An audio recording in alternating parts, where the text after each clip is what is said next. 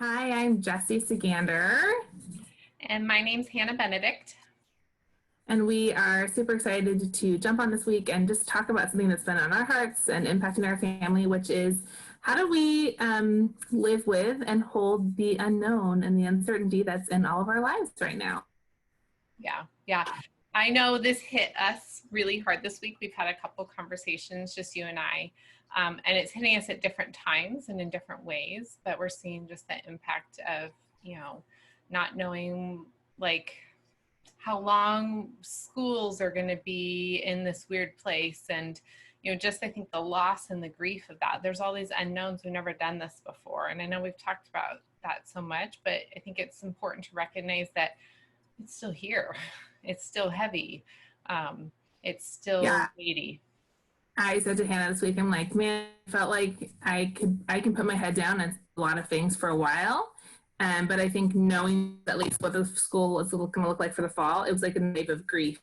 Like, oh my gosh, do I have the mental energy and capacity moving forward with unknowns in life? Yeah, yeah. So I both of us. Well, I saw this blog post by Anne Voskamp, and she talked about holding space for the unknown, and it like hit me like that's exactly what I would like to learn how to do. And do it well. Not saying that I won't have those moments of panic or those moments of tears or grief, but how do I hold space? How do I come back to that space when everything feels out of my control? Because man, I really like my control. I like, I like having things, uh, there, and knowing what's coming next and how to anticipate it, and how to set my kids up for success and all of those things. And that's really hard to do right now. Absolutely. So we have three tips today for families to begin to hold the unknown or make space for the uncertainty in their life. And the first one is brilliant, and it is focusing on the donut and not the hole, which I love because I'm kind of tired of be grateful. Like that's how I'm in a place right now where I'm like, I don't want to be grateful. I can the donut. I can focus what's here and what I actually have. When it's really easy for me to focus on what I don't have and the hole that's missing. And that was just a really great reminder of I have a lot. Mm. Those things rather than letting my tunnel vision be through all of the loss that we're experiencing. Yeah. I had two visual images come into my mind when you were saying that. One was, do you remember the my big fat Greek wedding and the bundt cake? And she kept Yeah. trying to fix the cake by filling up the hole rather than enjoying the cake that was Mm. there. Like she was so concerned with like, oh my gosh, that cake's not right. I gotta like, fix it. And when you're saying that, I was like, man, if I'm so like concerned about the whole, I'm missing that really sweet cake that's on the outside, that's there in that season. And that just really resonated with me in I that. think it's super easy language for our children. Yeah, Let's my focus kids on love it. donuts. Yes. Like, So just kind of turning all of our attitudes and our attention in that direction. It's my kids follow me, so when I mm, unhappy and miserable and focusing on all the negatives, and those are the things that come out of their mouth, and yeah. so kind of adjusting that vision to something a little bit different. Yeah.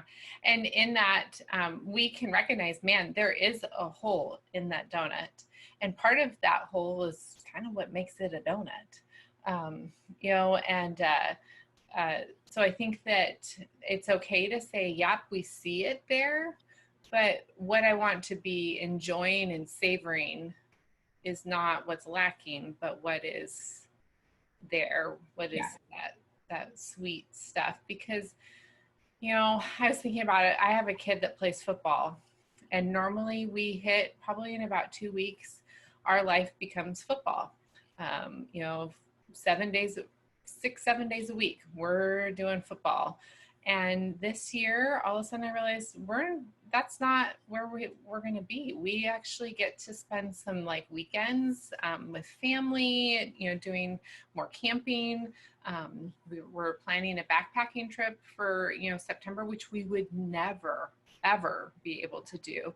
And why I have grief for the loss of football, I am so excited for this, you know, experience that my kids are going to get doing that backpacking. So like there's this and rather than but. Absolutely. Yeah. What's our second tip, Hannah? Yeah, letting go of expectations. I once heard it said that expectations are very rarely verbalized, and when they're met, we feel we're just neutral. But when they are not met, we experience a lot of grief or anger, or and I think that that's a lot of what we were expecting to be done and to go back in September, like to school full time. Like we had these expectations. And now that they're not being met, I'm not saying that they're wrong. I'm just saying like that is giving, you know, I can't hold of grief. Yeah. Yeah. I think that is so me. I mean, I have expectations of what I want my life to look like and how I want to get back to normal. But that there is such freedom in letting those expectations go and just saying, I don't know. I don't have any expectations of what the fall is going to look like, what Christmas is going to look like, and I can grieve over those things, but I can also set myself free and go, we can hope, but there's not an expectation of what our life will look like. Yeah. It really brings me back to living today. Mm-hmm. And I think it's really important to have dreams and things that you're working towards and all of that. I wouldn't say that I'm an idle person by any means, but like, how do I show up present today has been, I think from the very beginning when everything started shutting down in March, that was kind of my mantra. Like, I don't know what tomorrow's going to bring.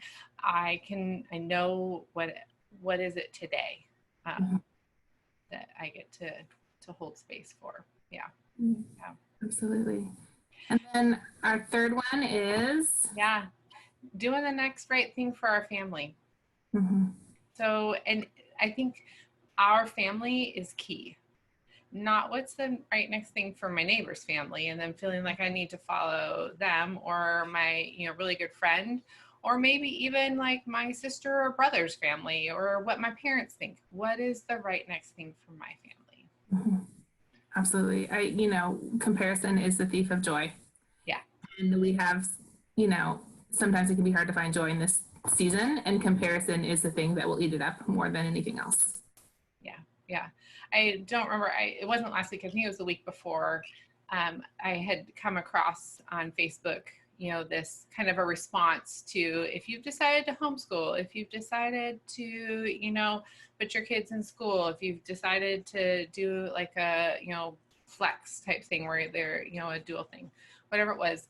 Like, I just thought that response of that must have been a really hard decision for you to make, like for your family, was such a freeing, like that was your family. I can make my decision for my family and not judge you so that, I can hold space for my family.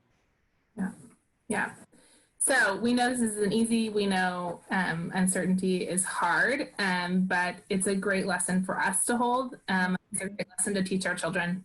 How do we show up and keep moving forward when times are uncertain? Yeah, it goes back to that resiliency that we've been talking about, is like, this is a really blatantly in our face. Life is not good and easy in a lot of different ways. Yeah. As we move through this, our kids are going to have other things in their lives. We're going to have other things in our lives that don't go our way. And the tools and skills that we're learning and teaching right now are going to be the things that help carry us through those other ones. Absolutely. Yeah. If you have not joined our website or our mailing group, please make sure you do that. We would love to have you. Send us an email or go to our website, actionparenting.org, and join our conversation. Yeah, we'll see you later. Bye.